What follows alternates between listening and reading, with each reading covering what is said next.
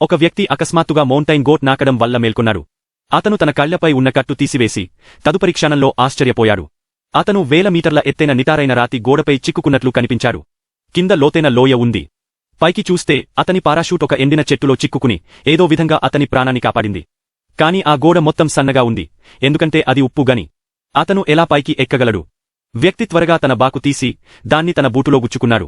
ఆ తర్వాత మరో 2 బాకులు తీసి బలంగా వాటిని ఉప్పు గని గోడలో గుచ్చారు. అతను పూర్తి బలంతో పైకి ఎక్కడానికి ప్రయత్నించారు. ఏదో విధంగా ఈ భయంకరమైన సమస్య నుండి బయటపడాలని కోరుకున్నారు. కాని కేవలం 2 మీటర్లు మాత్రమే ఎక్కగలిగాడు. అప్పుడు బలహీనమైన బాకు విరిగిపోయింది. అతని ఆధారం తప్పిపోయింది. అతను వేగంగా కిందకు జారిపోయాడు.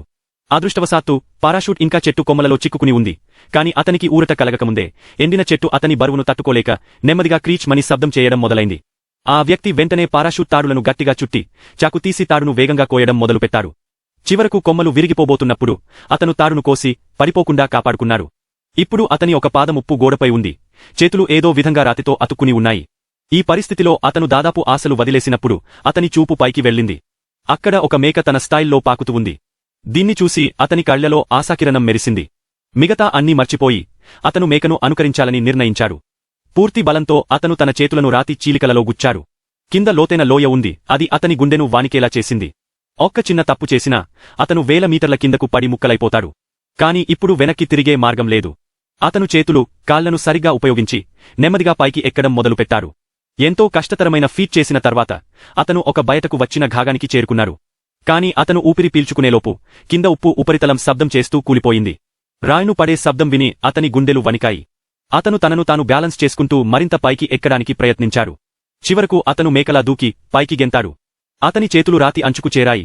కాని ఇప్పుడు అతని బలం సమాధానం ఇవ్వడం మానేసింది. ఎంత ప్రయత్నించినా పైకి ఎక్కడం అసాధ్యంగా అనిపించింది. అప్పుడే పైనుండి ఒక మేక వచ్చి కోపంతో అతన్ని చూడసాగింది. అతను తనలాంటి వాడు కాదని గ్రహించింది. ఆలస్యం చేయకుండా అది అతన్ని తలని గట్టిగా గుద్దింది. అదృష్టవశాత్తు అతను ఇంకా ఒక చేత్తో రాతిని పట్టుకుని ఉన్నారు. అతను పూర్తి బలంతో పైకి ఎక్కడానికి ప్రయత్నించారు.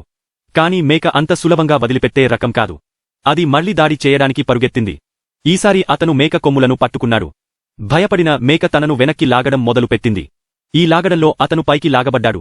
చివరకు రాతి పైభాగానికి చేరుకుని నేలపై పడ్డాడు. అలాగే ఊపిరి తీసుకుంటూ పడుకున్నాడు. ఆ తర్వాత నెమ్మదిగా తన చేతిని లేపి మేక తలపై ఉంచి మెల్లగా నిమిరాడు. అతని కళ్లలో శాంతి, కృతజ్ఞతాభావం మెరిశాయి.